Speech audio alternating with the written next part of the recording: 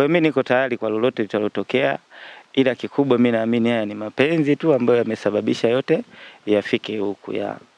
Kwa hiyo mimi niko tayari kwa lolote kulingana tu na mimi huyu mwanamke sasa hivi nimempenda. Mwanzo nilikuwa simuamini kulingana nilikuwa najua wenda yupo tu kwenye mitego yake kama wadada wa. Yes, tunaendelea kupiga story na Ndocha ambaye pengine aliweza kufanya mapinduzi kwa kijana ambaye sijui niseme nini, lakini yeye mwenyewe anaendelea kututhibitishia kwamba mwanaume ni mwanaume hata iwaje. Napenda nifahamu wewe na mke wa bosi mmepishana miaka mingapi?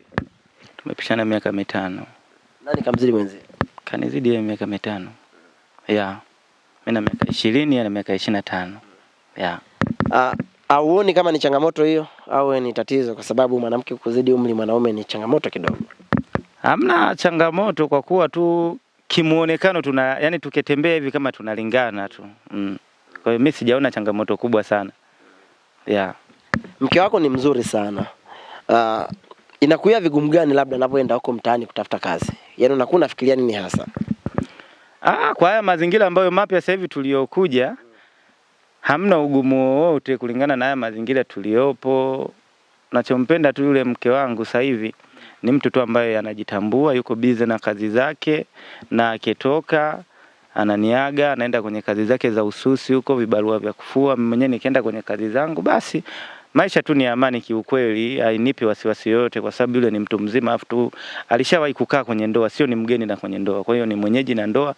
Kwa hiyo mimi sijaona kama kuna changamoto yoyote kwa sasa. Naona tu maisha bado tu yapo vizuri, tunaendelea. Tena ugumu uliokuja ni kumwaza tu mume wake kwa sasa. Umejipangaje na mume wake wa kwanza? Namna labda akitaka kumtafuta kwa hali na mali mke wake, umejipangaje na hilo? Mimi nipo tayari kwa lolote ambalo litalokuja kutokea, kwa sababu kama nilishakubali kulibeba ili jambo, basi inabidi nikubali pia kulimaliza siku ambayo litatokea.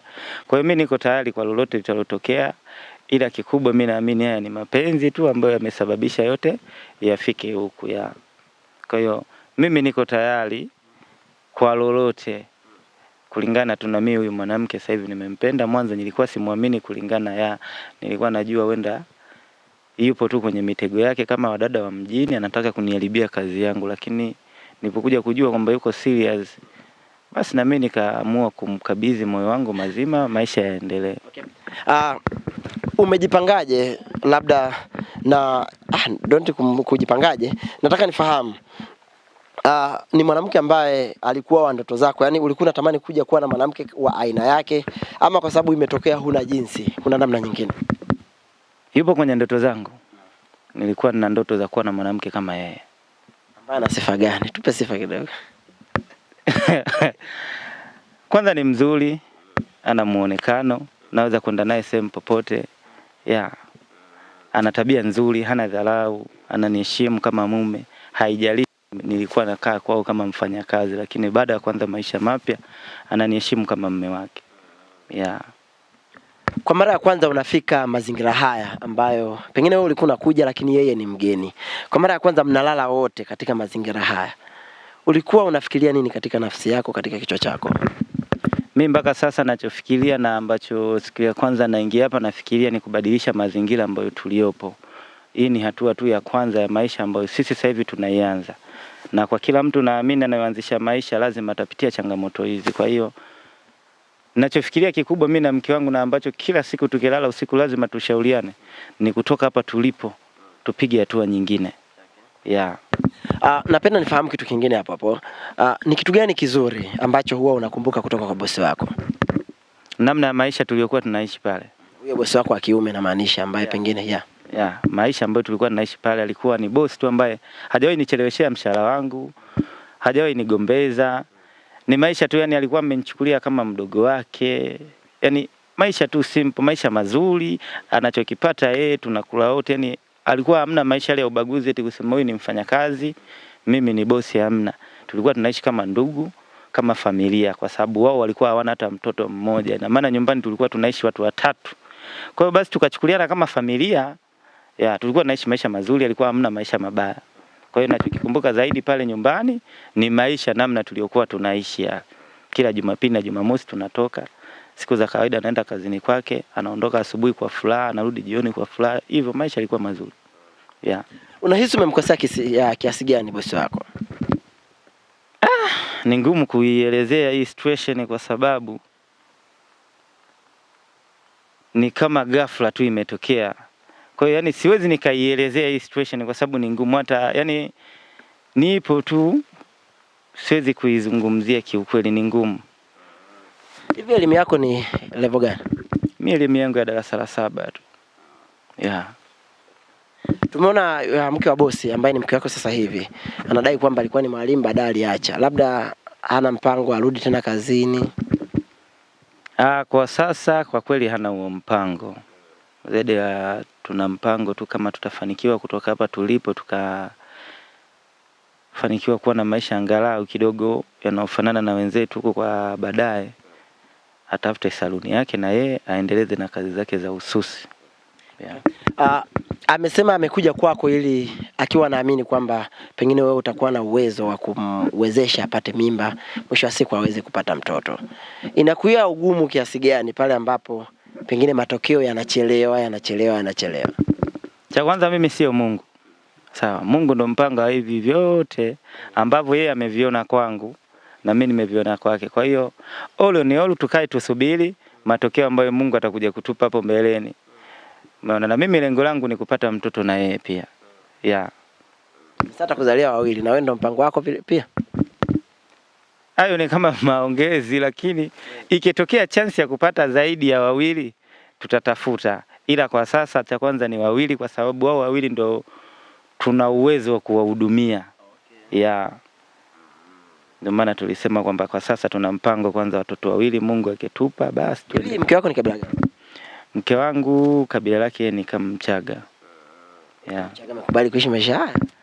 Sasa si mapenzi baba. Machama nataka baadaye mfanikiwa Hamna, ni mapenzi.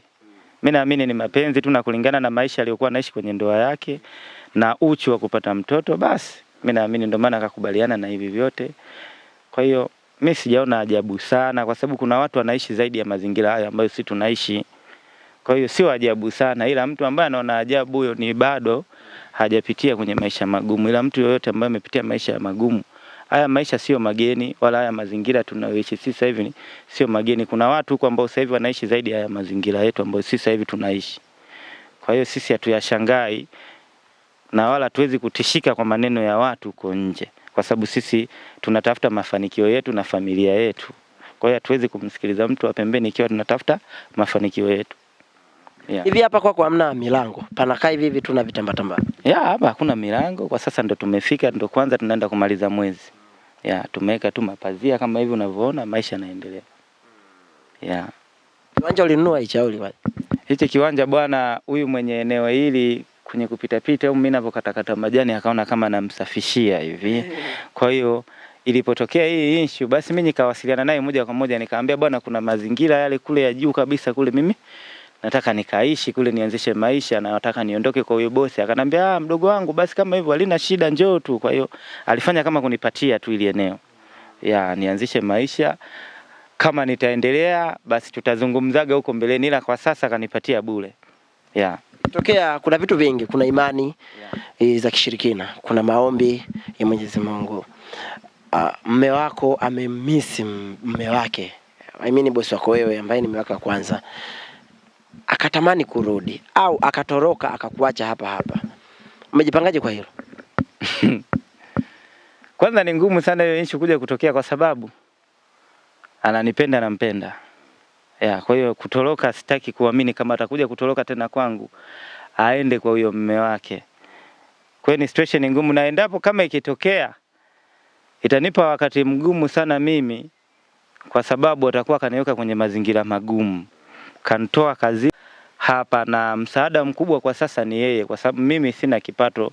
Mwenzangu aliondoka na vibalansi vyake mfukoni ambavyo sasa hivi vinatusave hapa nyumbani kupata mlo, umeona, na kupata maji. Maana unajua mjini hapa maji ya kununua, licha tunakaa mazingira haya lakini bado maji tunanunua. Kwa hiyo mimi